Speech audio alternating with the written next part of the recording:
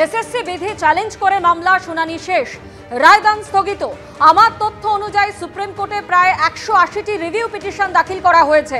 আদালতে জানালেন রাজ্যের আইনজীবী কিশোর দত্ত। কোন বিধি অনুযায়ী নিয়োগ প্রক্রিয়া সংগঠিত হবে সেটা চাকরি প্রার্থীরা ঠিক করতে পারেন না। সুপ্রিম কোর্টের রায় কোথাও বলা নেই যে 2016 সালের বিধি অনুযায়ী নিয়োগ করতে হবে। কমিশনের কাছে আজকের দিনে দাঁড়িয়ে 3টি বিধি আছে, 2016, 2019, 2025। এসএসসি বিধি চ্যালেঞ্জ করে হাইকোর্টে মামলায় সওয়াল রাজ্য সরকারের।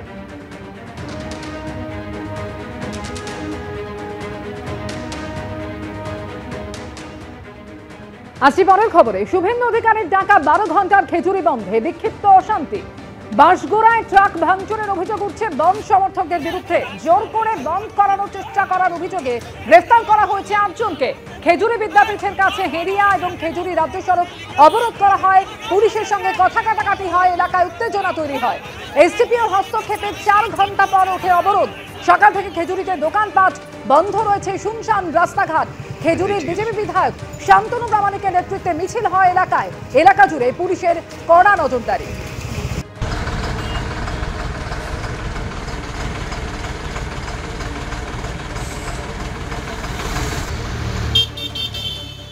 गत 12 जुलाई भोर बेलाয় খেজুরি থানা अंतर्गत কালমোড়ে 2 জন ব্যক্তিকে অস্বাভাবিক মৃত্যু হয়েছিল।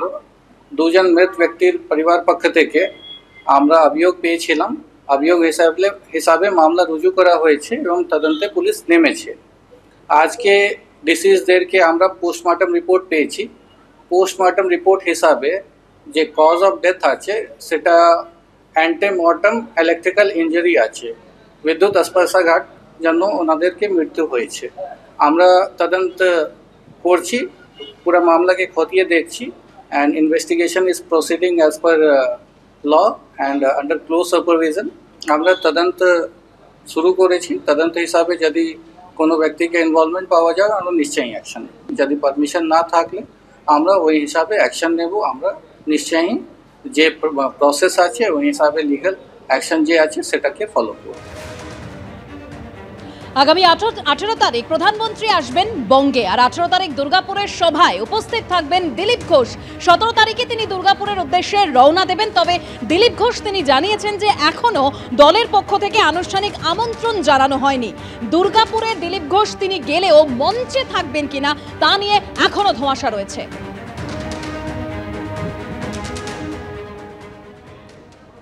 এই দিলীপ ঘোষের ব্যাপারটা আলাদা দলের ব্যাপার, আমরা তো আলাদা দল, তো সুতরাং এটা অন্য দলকে কি কাকে ডাকবে তাদের ব্যাপার। কিন্তু এটা ঘটনা যে দিলীপ ঘোষকে যারা ডাকেনি, তো দিলীপ ঘোষের এবারের যদি সত্যি আমন্ত্রণ থাকে তো তার মানে তো দিলীপ ঘোষ যারা আগের বার ডাকেনি তাদেরকে উনি হারিয়ে দিলেন ফু দিয়ে, ফু যা এবার আমি যাব।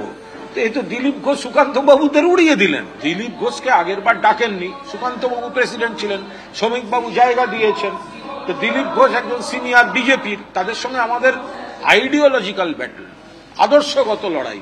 কিন্তু দিলীপ ঘোষকে তারা কোণঠাসা করতে গেছিলেন। দিলীপ ঘোষরা আবার আদি বিজেপিরা এখন একজোট হচ্ছে, দিয়ে যারা পরে এসছে বা তৎকাল বিজেপি যারা দল হাইজ্যাক করতে গেছিল, তো তাদেরকে এবার ফু দিয়ে উড়িয়ে দিতে নেমেছেন দিলীপ ঘোষরা। আমরা দেখছি, মজা দেখছি।